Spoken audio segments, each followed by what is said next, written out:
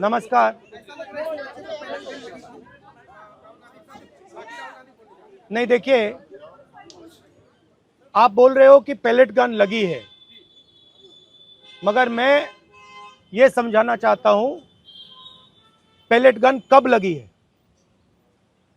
Pellet gun तब लगी है जब मेरे भाई हिंदुस्तान का तिरंगा लिए ऐसे पीसफुल प्रोटेस्ट कर रहे थे।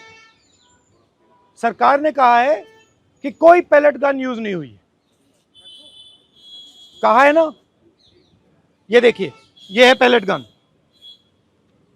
थोड़ा घूम जाओ। इसको कहते हैं पैलेट गन,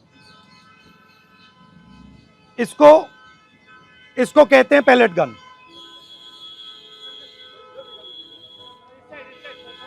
ठीक है, और इनकी आंख डैमेज हो गई है, इनकी आंख से इनको दिखाई नहीं दे रहा है। तो ये हमारे फ्यूचर है हिंदुस्तान के। ऐसे हजारों युवाओं पर पैलेट गन चलाई गई है, लाठी चलाई गई है, मारा गया है, पीटा गया है। और ये क्या कर रहे हैं? पीसफुल प्रोटेस्ट कर रहे हैं। क्यों कर रहे हैं? इनका पेपर लीक हुआ है।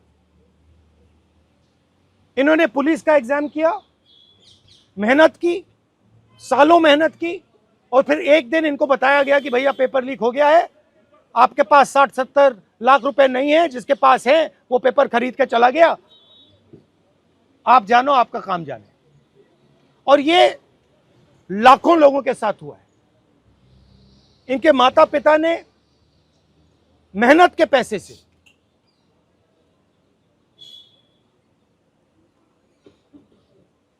इनको अपॉर्चुनिटी दी।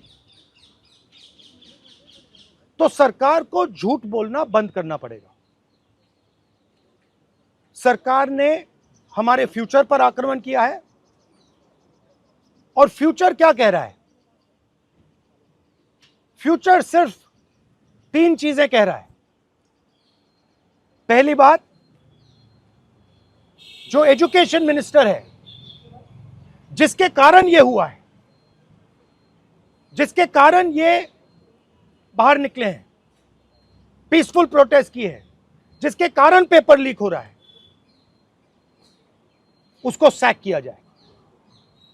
दूसरी मांग कि ये जो हमारे फ्यूचर पे गोली चलाए हैं, लाठी मारे हैं, उन पर कार्रवाई होनी चाहिए।